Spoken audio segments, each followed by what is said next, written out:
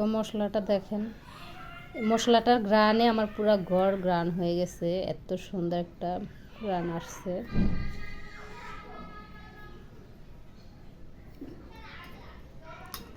কালারটাও অনেক সুন্দর আসছে। শাহি গরম মশলা বানানোর জন্য যা যা লাগে আমি এখানে সবগুলো উপকরণ নিয়ে নিচ্ছি। এই চামচটা দিয়ে 2 চামচ করে নিচ্ছি, আপনারা যেটা দিয়ে নেন পরিমাণটা ঠিক রাখবেন।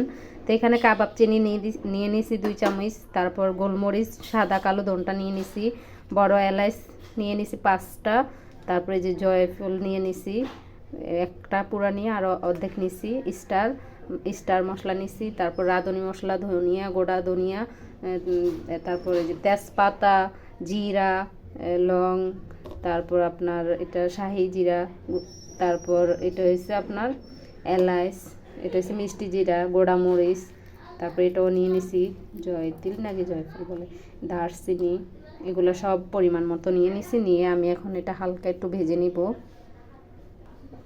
তো এটা আমি হালকা একটু ভেজে নেব, চুলা বেশি বাড়ায় দেওয়া যাবে না, একদম হালকাভাবে একটু ভেজে নিতে হবে যাতে এটা ব্লেন্ডারে ব্লেন্ড করতে সুবিধা হয়। এটার জন্য বেশি চুলা বাড়ায় দিলে কিন্তু মশলা পুড়ে যাবে, একদমই তিতো লাগবে খাইতে, মানে গ্রানটাই চলে যাবে, আসল যে স্মেলটা আছে এটাই চলে যাবে। আমার চুলাটা কত ছোট করে দিছি দেখেন, আমি আরটু কমায় দিচ্ছি চুলাটা। ঠিক এত ছোট করে 10 মিনিট ভেজে নেবেন। 10 মিনিট হয়ে গেছে, আমি এখন এটা তুলে নিব। ঠান্ডা হলে ব্লেন্ড করতে হবে।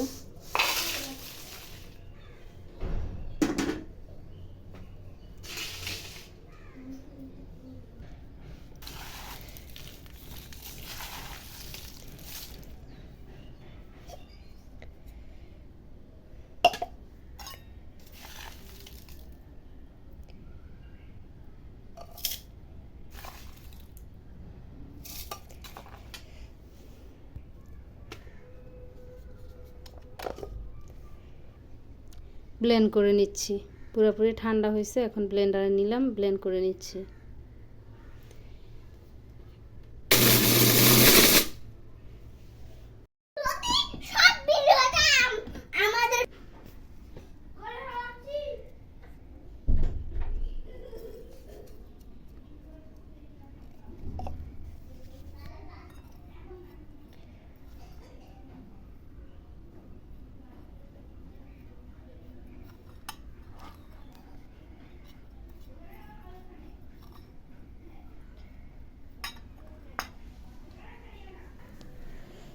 দেখেন আমার মশলাটা রেডি হয়ে গেছে, শাহি গরম মশলা।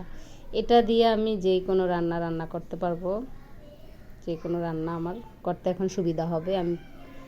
আর আপনারা আবার ভাবিয়েন না আমি মশলাগুলো ধুই নাই, মশলাগুলো ধুয়ে শুকিয়ে নিতে হবে, কারণ মশলাতে অনেক ময়লা থাকে।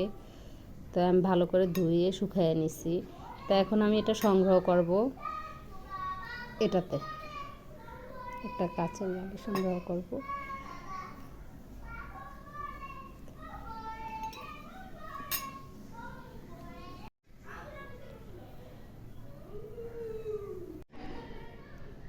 তো এটাতে আমি সংগ্রহ করার জন্য ঢুকায় ফেললাম। যখন রান্না করব এখন আর রান্না করতে আমার অসুবিধা হবে না, ঝটপট বার করব, রান্না করব, বাচ্চাদেরকে খাওয়াবো, বুঝছেন?